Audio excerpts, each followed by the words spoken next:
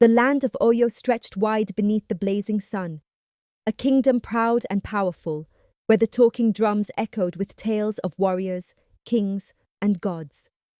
But beneath the grandeur, shadows of fear and silence wove through its heart. For in Oyo, women walked with veils that bound their words, their laughter, even their pain. The veil was said to honor the gods, but in truth, it was a chain, unseen, unyielding. Among these women was Amaka, daughter of a great household. She was known for her quiet grace, yet her spirit burned with questions she dared not ask. Every morning she lifted the veil to her face, her heart whispering, "Is this truly the will of the gods, or the will of men?" Fate's answer began on a day of festival when the people gathered to honor the spirits with dance, song, and sacrifice. Drums thundered, the air thick with palm wine and roasted yam. Amaka stood with her veil in place, her eyes scanning the sea of faces. And there, across the firelit crowd, she saw him. A hunter, tall, broad-shouldered, with the wild strength of the forest clinging to him. His name was Olautan. His eyes met hers only for a moment, but in that moment the world seemed to still. Her heart pounded like the drums, her breath caught beneath the suffocating cloth. For though she was veiled, he looked at her as if he could see the fire beneath. Days passed, but Amaka could not forget, nor could Olautan. In secret places, the riverbank, the shadow of the baobab, they met.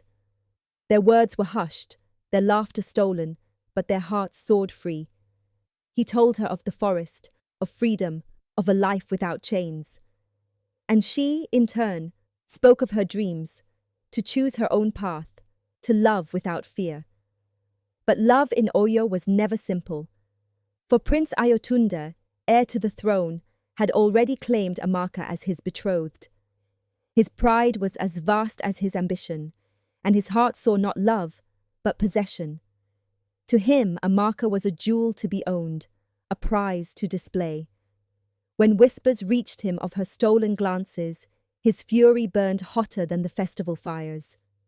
One evening, beneath the silver moon, Ayotunde confronted Amaka. His voice dripped with warning as he hissed, "You are mine, Amaka. The veil will keep you silent, and the crown will keep you bound. Do not shame me with foolish dreams," but Amaka's spirit, though veiled, was unbroken. She met his gaze with quiet defiance, even as fear coiled in her chest.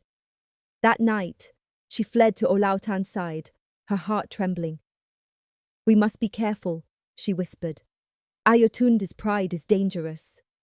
If he cannot have me, he may destroy us both." And so their love, once tender, became forbidden. They met in shadows, their voices carried by the wind, their hearts bound in secrecy. Yet the more they hid, the brighter their fire burned. But the gods, or perhaps men who claim to speak for them, do not suffer defiance lightly. Word spread of Amaka's disobedience, of the hunter who dared reach for what was not his. Priests muttered of curses, elders shook their heads, and the people whispered, "Love has tempted fate." The veil must not be broken. The king, weary but bound to tradition, summoned Olautan to the palace.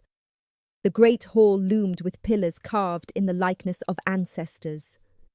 The king's voice echoed with sorrow more than anger. "Hunter, they say you defy the gods, that you love where you should not. Do you deny it?" Olautan's head bowed, yet his voice rang clear. "I do not deny love, my king. For it is the gods themselves who placed it in my heart." The hall erupted. Priests cried blasphemy, nobles gasped. But the king, troubled, silenced them with a raised hand. His eyes lingered on the young man, then shifted to Ayotunde, who stood rigid with rage. "If it is true," the king said gravely, "then the gods must judge. The hunter will face the trial of truth. If the gods favor him, he shall live. If not, His blood will cleanse Oyo's shame. The drums of doom began to beat. That night, Amaka wept into her hands. Olautan knelt before her, lifting her veil gently, his eyes burning with determination. Do not fear, Amaka. Love brought us here. Love will see us through. But in the shadows, Ayotunde sharpened his dagger, his mind a storm of vengeance. If the trial does not kill him, he hissed, then I will. And so the stage was set, a kingdom divided, a prince consumed by pride, a maiden bound by silence, and a hunter who dared to challenge gods and men alike. The trial of truth awaited, and with it, the first drops of blood that would stain Oyo's soil. The day of the trial dawned heavy with clouds, as if the sky itself mourned what was to come. The people of Oyo gathered in the great courtyard, their voices hushed, their eyes sharp with fear and curiosity. At the center stood a sacred circle, marked with chalk and ash, where men's fates were decided by the will of the gods. Olautan stepped forward, bare-chested, his spear in hand. His eyes were steady, though his heart thundered like the drums that pounded from the walls. On the other side, Ayotunde watched with narrowed eyes, his hand resting on the hilt of his dagger. The high priest raised his staff, his voice booming. This man defies tradition. He claims that love, not fear, is the will of the gods. Today, we shall see whose voice is greater, his, or the gods he mocks. A hush fell. From the shadows, wild beasts were led into the circle, lions captured from the forest, their roars shaking the earth. The trial was simple. If Olautan survived, he was favored by the gods. If he fell, his death would be a sacrifice to appease them. Amaka watched from the edge of the crowd, her veil wet with tears, her fists clenched in desperate prayer. The beasts were loosed, the lions lunged, their claws slicing the air. Olautan spun with the grace of the hunter he was, his spear flashing like lightning. He moved with purpose, each strike not wild but sure, each step grounded in years of forest battles. One lion fell, pierced through the heart. Another he outmaneuvered, striking clean. The crowd gasped. Whispers rose. Perhaps the gods are with him. But Ayotunde's face darkened. This was not the fate he had plotted. His pride could not suffer a hunter's triumph. And so, in the chaos of the trial, he slipped forward, his dagger hidden in his robes. As Olautan wrestled the last lion, Ayotunde struck, his blade flashing for the hunter's back. But fate intervened. Amaka cried out, her voice breaking free of silence for the first time. Olautan, behind you! The crowd gasped. Her veil had slipped, her voice rang clear, and for a heartbeat, the world froze. Olautan twisted, his spear catching Ayotunde's dagger in mid-strike. Sparks flew, steel against steel. The trial became a duel. Hunter against prince, spear against dagger. The courtyard erupted in chaos, priests shouting, guards rushing forward, the people screaming. Olautan fought with the strength of the forest, Ayotunde with the fury of betrayal. Each blow was thunder, each step fire. And as they clashed, the clouds above broke, thunder rolling across the heavens. At last, with one fierce strike, Olautan shattered Ayotunde's dagger. The prince staggered, fury blazing in his eyes, but before blood could be spilled, the king himself roared, "Enough!" The guards seized Ayotunde, dragging him back. The king's face was carved in grief and fury. "You have shamed us all, Ayotunde. This was the trial of the gods, not a stage for your vengeance. Olautan has triumphed. The gods have spoken. His life is spared." The crowd erupted. Some cheered, others muttered in fear, for Amaka's voice still echoed in their minds. But Ayotunde's pride was not broken. As he was dragged away, his voice spat venom across the courtyard. "This is not over!" You may have won today, hunter, but you will never sit where I was born to sit. Oyo is mine, and I will take it back in fire and blood." The words chilled the people, and though Olautan and Amaka embraced, their relief sweet, a shadow lingered. For Ayotunde's fury was not ended, it had only just begun. In the days that followed, Olautan and Amaka tried to live in peace. They walked the city hand in hand, their love no longer whispered in secret.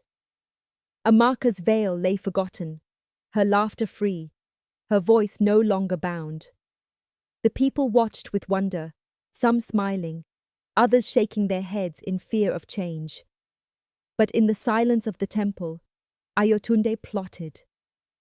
Priests who clung to old power gathered around him, feeding his pride. They whispered of curses, of wrathful gods betrayed, of fear that Olautan and Amaka had broken the order of the world. Ayotunde's voice grew dark, his eyes filled with venom. "If the people fear the gods, then I shall give them a god to fear. They will follow me, they will bow, and the hunter will drown in his own defiance."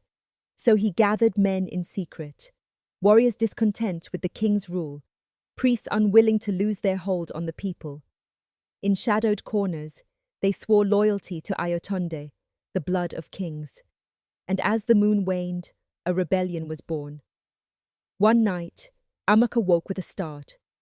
She had dreamed of fire, of screams, of Oyo burning to ash. She clutched Olautan's hand, her breath trembling. "I fear something dark is coming." Olautan brushed her cheek gently, his voice steady but heavy. "Then we will face it together, Amaka. Whatever storm comes, we will not hide. Our love will stand against it." But even as he spoke in the shadows of the city, torches flared to life. Men sharpened blades, drums of war beat in secret.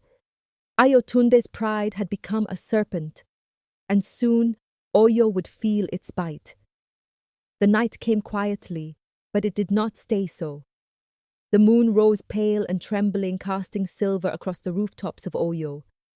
Families slept, children dreamed, the city lay at peace. Then came the fire. It began in the marketplace, a single torch hurled onto the thatched roofs. Flames devoured wood and cloth, leaping high into the sky. In moments, the stalls of yam and palm oil were ablaze. Merchants woke screaming, mothers dragged their children into the streets, warriors stumbled from their huts gripping spears. From every corner of the city, shadows moved. Rebels cloaked in ash, their blades gleaming, their torches blazing. They struck fast, cutting down guards, spreading terror with every cry. And at their head was Ayotunde, his broken dagger raised like a crown. "Tonight," he roared above the chaos, "we return Oyo to the gods. Tonight, the hunter's false love is burned away. Tonight, the throne is mine." The rebels chanted his name, their fury rolling like thunder. The city trembled. In the palace, the alarm drums boomed.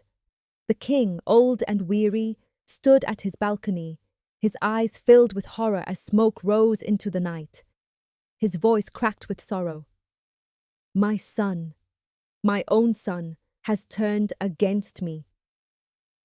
Guards rushed through the halls, steel clashing with steel at the gates.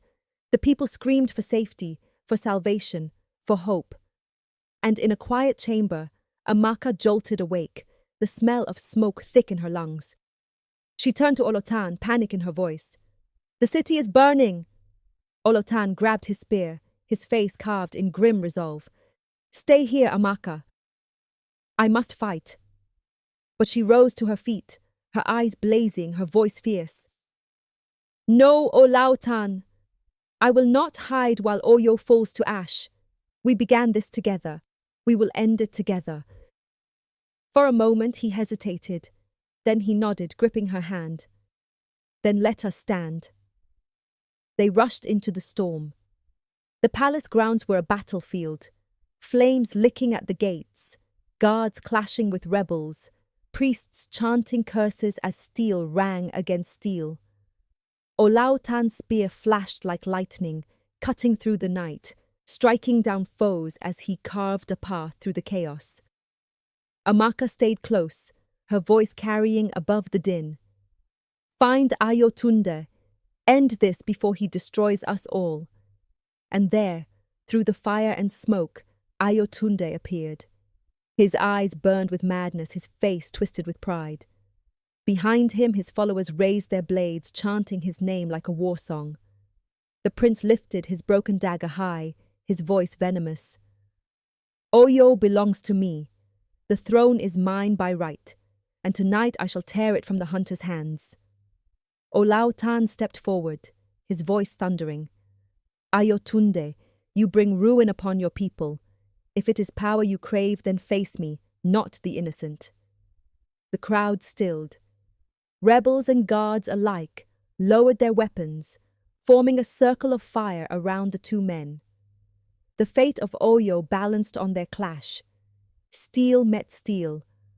Olautan's spear struck against Ayotunde's dagger, sparks flying into the smoke-filled night. Ayotunde fought with fury, each strike wild and desperate, driven by rage and wounded pride. Olautan met him with calm strength, each movement measured, each step firm, the weight of love and duty steadying his hand. The ground trembled with their struggle. Flames roared around them. The people watched in breathless silence. Ayotunde slashed, his dagger grazing Olautan's arm, drawing blood. The hunter gritted his teeth but did not falter. Olautan countered, his spearhead grazing Ayotunde's throat, but the prince twisted free, screaming in defiance. "I will not be defeated," Ayotunde cried. "I am the blood of kings. You are nothing but a hunter from the wilds." Olautan's roar shook the night. "I fight not for myself, but for Amaka, for Oyo, for love that no blade can kill." They clashed once more. The final strike came swift and fierce. Olautan drove his spear downward as Ayotunde lunged with his shattered dagger. The weapons met with a blinding flash, and then silence. When the smoke cleared, Ayotunde staggered, his dagger broken, his chest pierced by Olautan's spear. His eyes widened, disbelief flooding them. Blood stained the stones as he fell to his knees. His voice cracked, a whisper of broken pride. "Father, the throne should have been mine." And with those words, the Prince of Shadows collapsed, swallowed by the fire he had unleashed. The rebels faltered, their chants dying on their lips. Their leader gone, their fury crumbled to ash. The guards advanced, driving them back, scattering them into the night. The king stepped forward, his face a mask of grief and relief. His voice rose above the smoke. "The rebellion is ended. Oyo has suffered, but it will not fall.